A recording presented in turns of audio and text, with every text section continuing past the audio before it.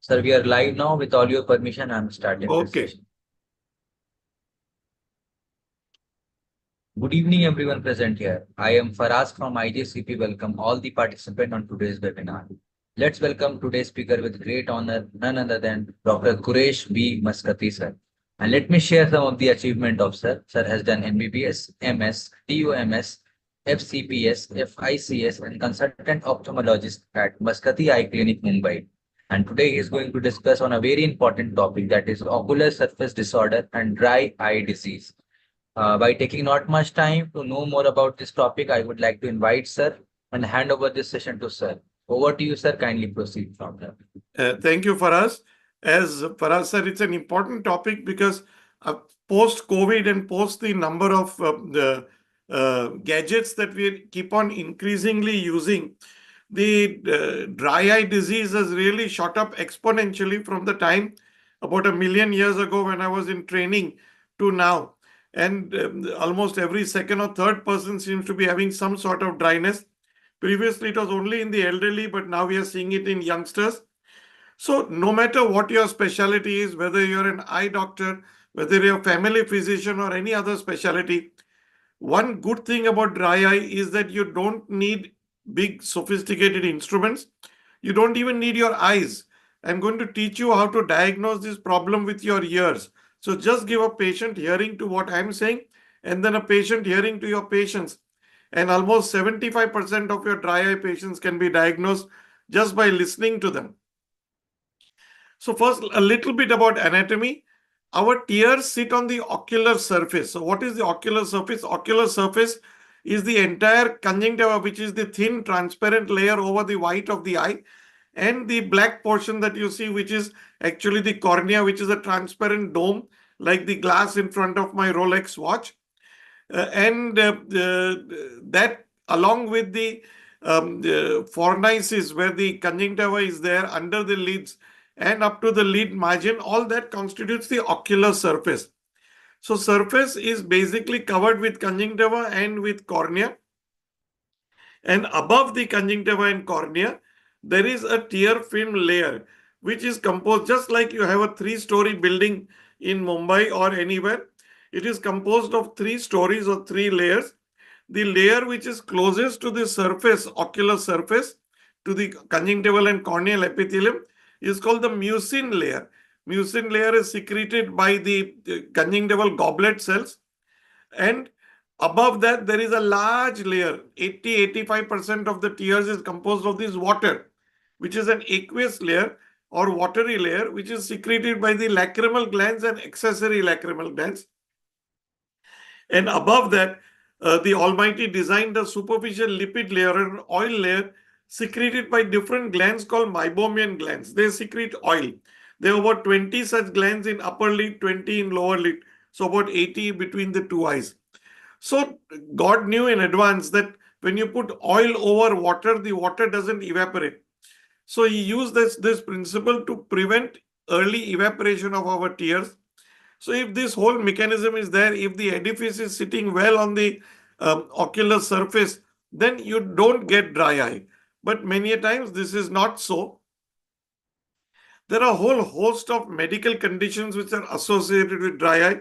Why do we need to know this? Because the patient may come to you with chronic active hepatitis, for example, or graft versus host disease. He's had a bone marrow transplant, or Parkinson's disease. Um, the drugs used for Parkinson's disease, as well as the disease itself, the drugs used for hypertension, the drugs used for diabetes, the drugs used to cure hyperacidity, the drugs used for anxiety and depression, along with the disease itself, all of these worsen dry eye. Pregnancy is not a disease, it's a medical condition, if you like, but the hormones go haywire in pregnancy and can worsen a pre-existing dry eye. Any collagen disorder like Sjogren's syndrome, rheumatoid arthritis, any drug reaction like Steven-Johnson syndrome, thyroid, menopause, all these result in dry eye. So we just need to keep our ears open and find out if there is a history of these so that you can suspect dry eye. And of course, sometimes eye surgeons themselves are responsible for causing dryness, such as in post-LASIK, when the number removal is done with laser. or following cataract surgery because some corneal nerves are injured during the process. So I don't want to bore you with too much of data. So now let us come out with the ABCDE, a simple 5 common causes which all of you, even as family physicians, will see in your practice and patients will walk in. Where A is for aging, I'll talk about each of these at length. B is for blinking mechanisms. C is for patients wearing contact lenses. D is for drugs. I told you about some of the drugs. And E is for environment. So A, B, C, D, and E. Every day you will come across at least 1 or 2 dry eye patients who are dry eye because of A, B, C, D, and E. Let's start with aging. Tears are 60% less at age 65 compared to age 18.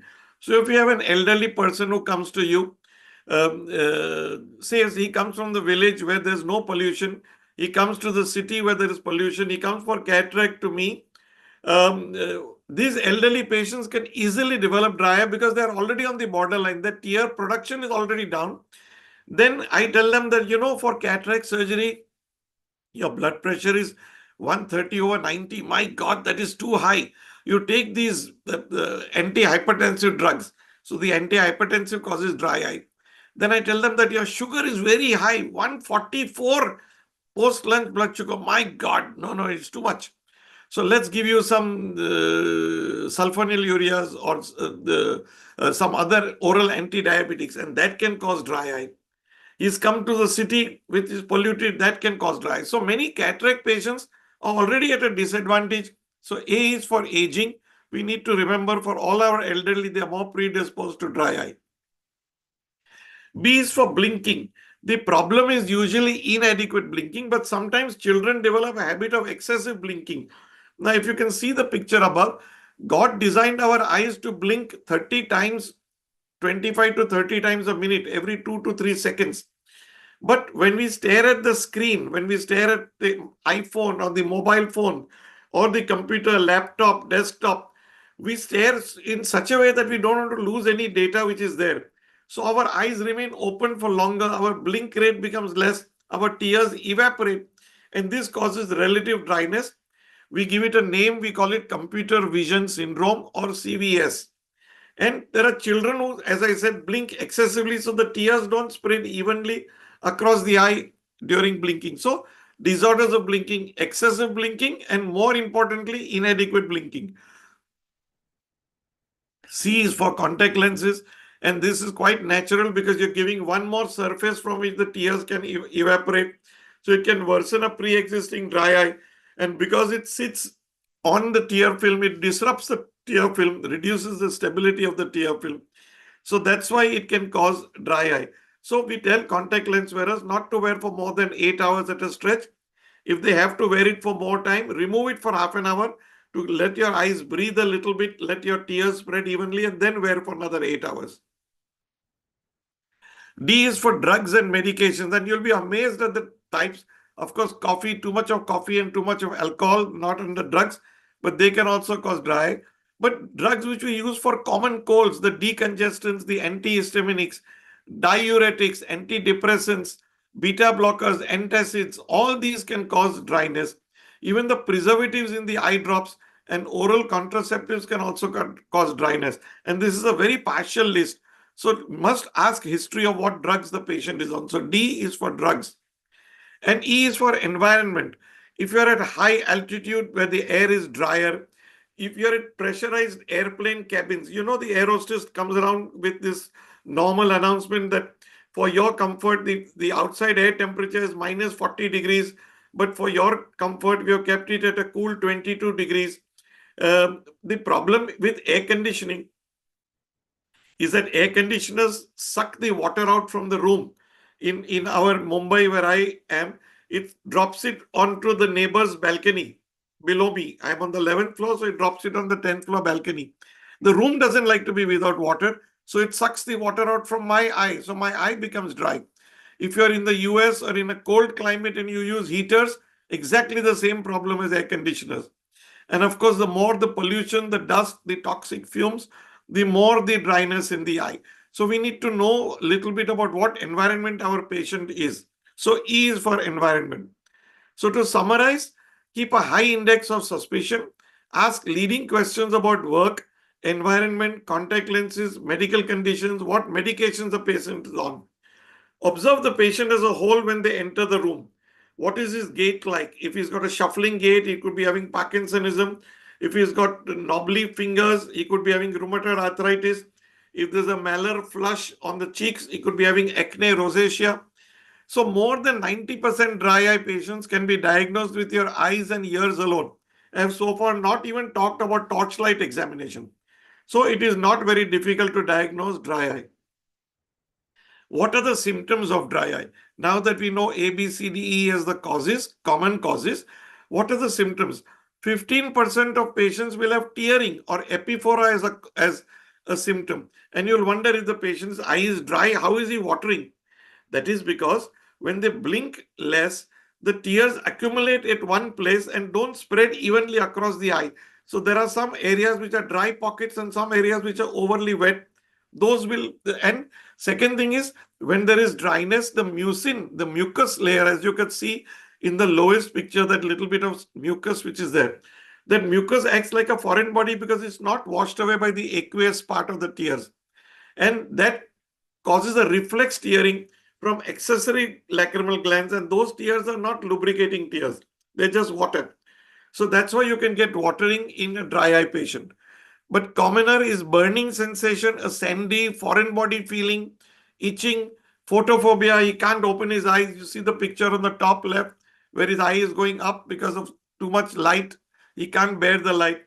There may or may not be redness, but typically there is fluctuating vision because a dry eye patient needs the tear film over the cornea to see clearly.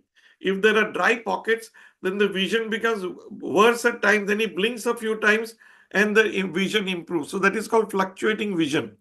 And there is stringy mucus, as you see in the lower picture.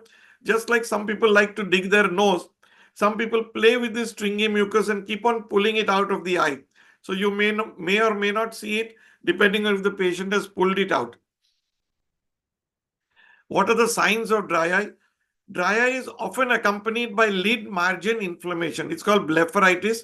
So you can get a squamous blepharitis like the dandruff of the hair, or you can get a meibomitis where the oil glands are affected and you get a swelling at the lid margins. You can get non-specific conjunctivitis or little redness of the eye. You can get SPK or superficial punctate keratitis, little spots on the cornea with stained green with fluorescein.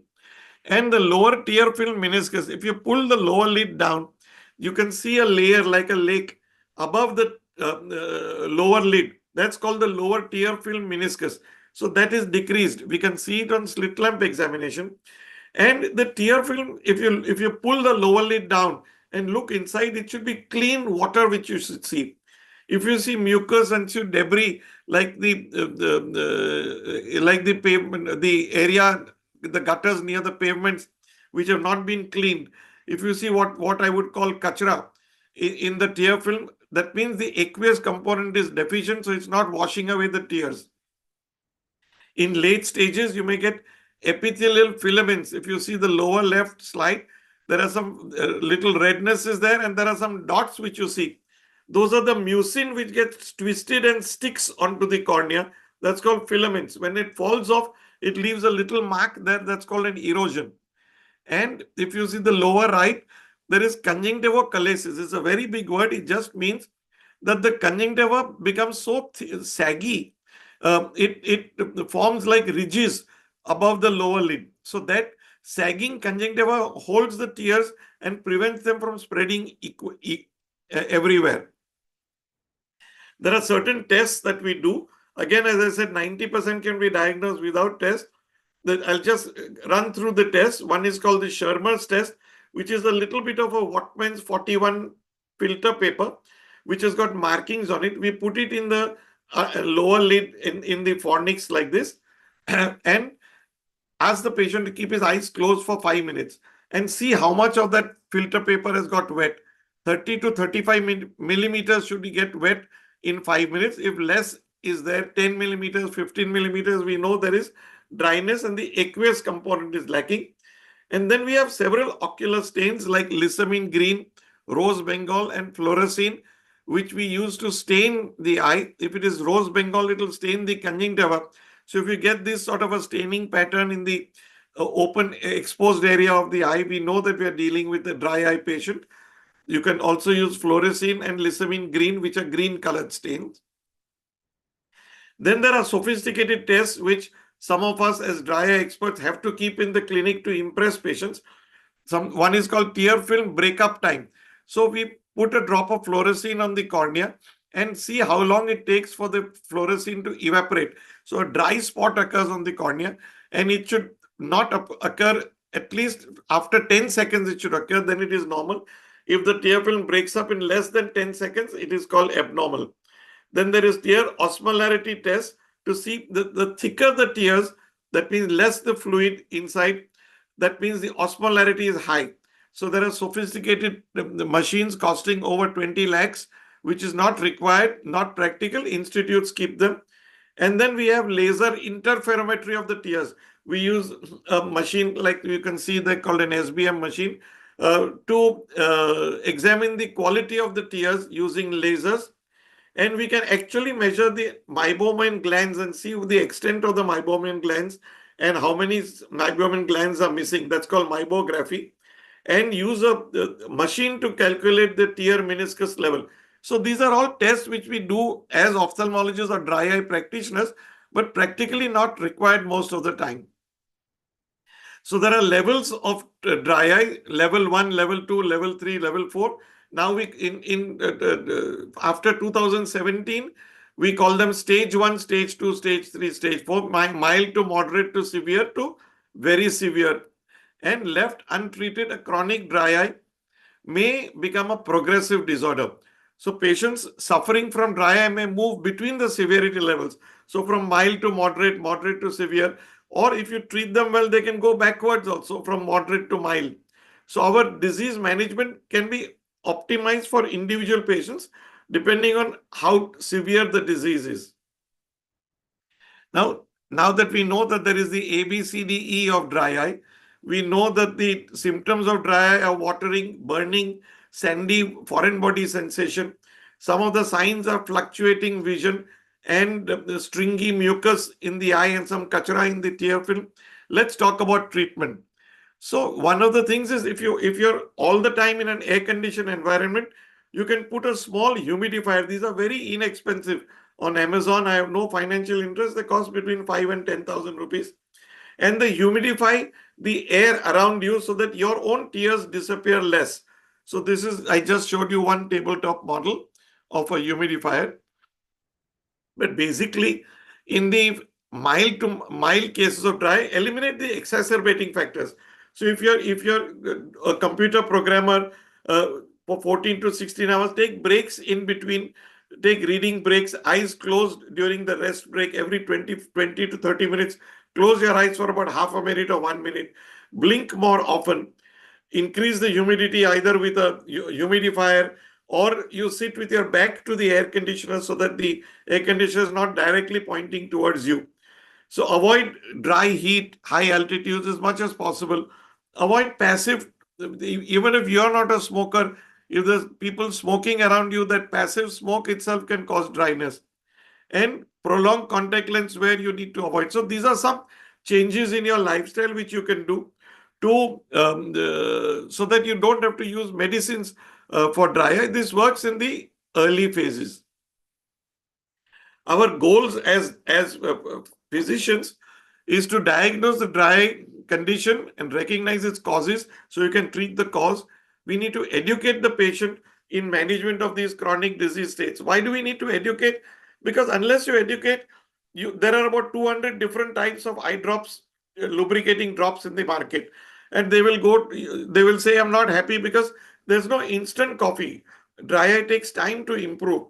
He will go to Dr. B and Dr. B will give him some other brand. He will go to Dr. C who will give him fourth brand. And patient is miserable. So we need to tell them it will take time. Don't worry, I have got everything you need. So establish an appropriate therapeutic regime which is friendly to his pocket as well. Some of the tear medication, the lubricant drops, cost anywhere from 100 rupees a bottle to even 800 rupees a bottle. So not everyone can afford all the treatments. And of course, we need to prevent long-term complications at the same time. And you must keep on looking at the eyelids and treat the blepharitis as well. So if you look at the bottom half of this treatment chart, level 1, level 2, level 3, and level 4, as I said.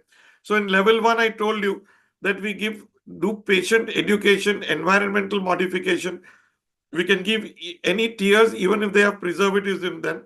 If there is allergy, we control the allergy. If you go to level 2, if level 1 doesn't work, then we go to level 2, where you use tears without preservatives called unpreserved tears. We might give ointments and gels for these, and we might give secretagogues and some nutritional support. Omega-3 fatty acid works well in these patients. And then in level 3, we might want to block the openings from the eye through which the tears flow out, called the puncti. So we have two puncti, one in upper and one in lower lid.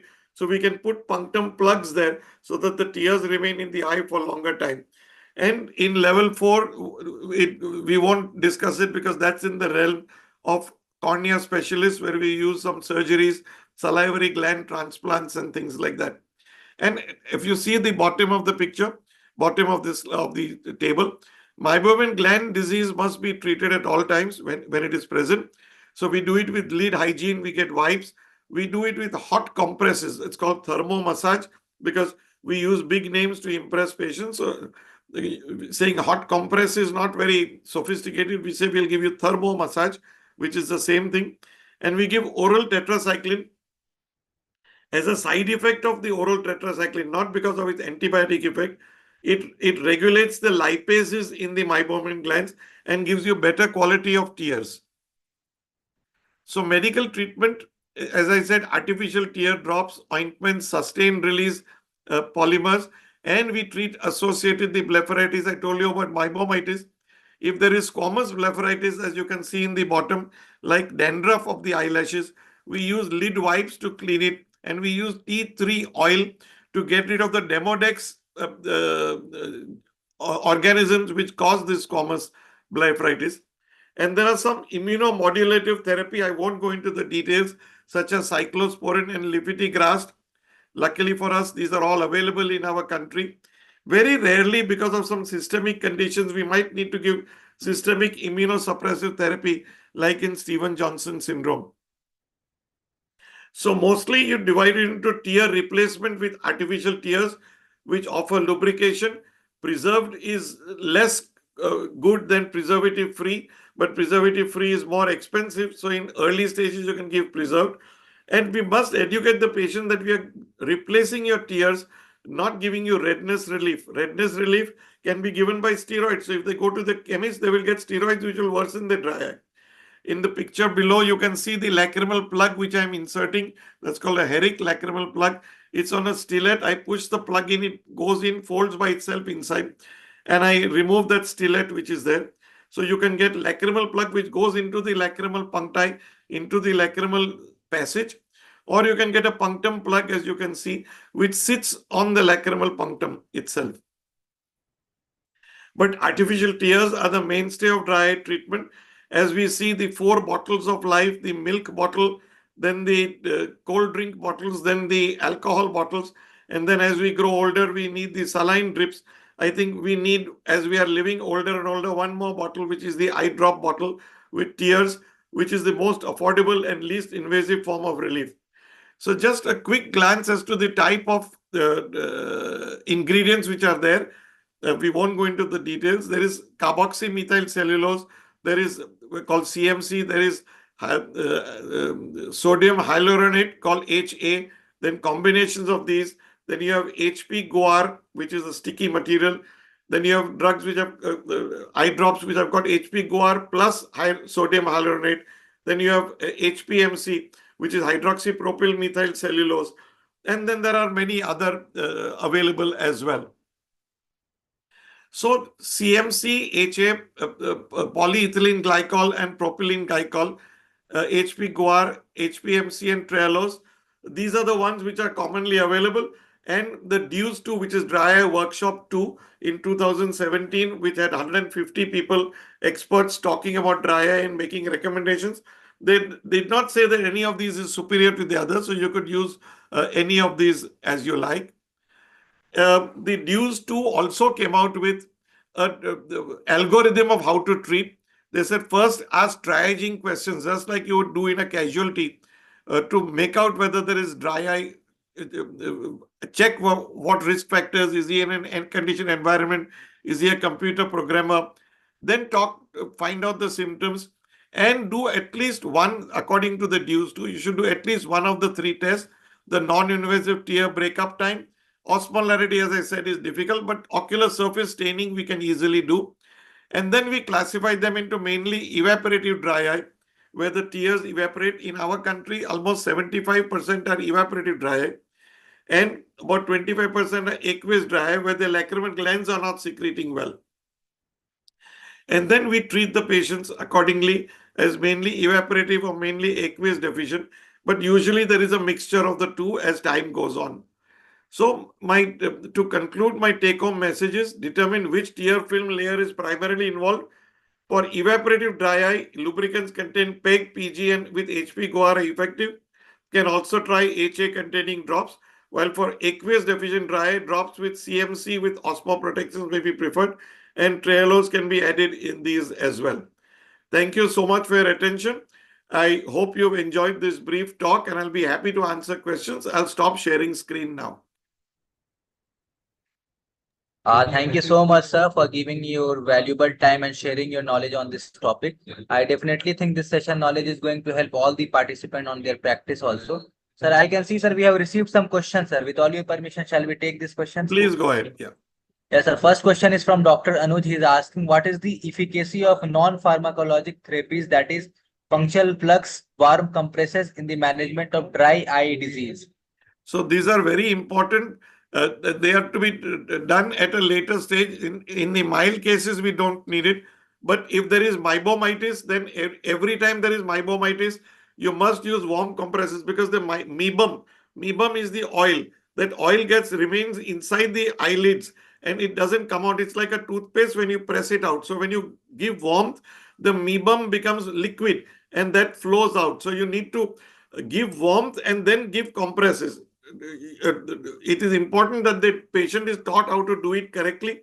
There are also machines which can do these warm compresses, but it's not required. They can simply warm up the handkerchief on the tawa, on a stove, and use dry, or they can take water and heat it. Don't boil it, otherwise you'll burn your eyelids, and squeeze the water out. And then just important thing is not to just press, but to massage it to allow the oil to come out.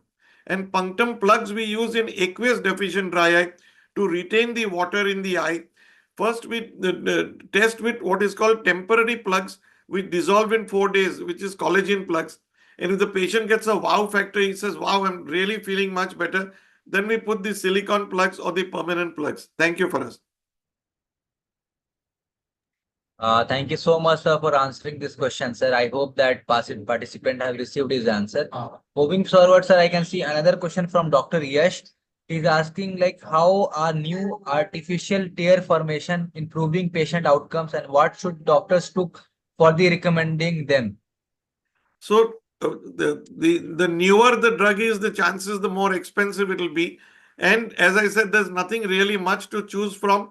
Make sure that the preservatives in the bottle are friendly to the eyes of the patient, or they are with disappearing preservatives. And as I said, if it is an aqueous deficient, you can use the CMC based teardrops. And if it is a meibomian gland disease which is causing the dry eye, or it's an evaporative dry eye, then use the teardrops containing PEG, PG. These are more effective. Thank you. Thank you so much, sir, for answering the question, sir. I can see one more feedback from Dr. Priyanshi. She has written wonderful topic and well discussed. And I hope, sir, you have done, as I can see, sir, there is no more question. I hope you have done justice to this topic and try to solve all the doubts related to this topic, sir. As there is no more question, sir, with all your permission, shall we conclude this session? Thank you. Thank you. And thank you so much, sir. And we would like to see you in future also with different topic. Till then, take care of yourself, sir. Thank Thank you so you. much, Bye sir. bye.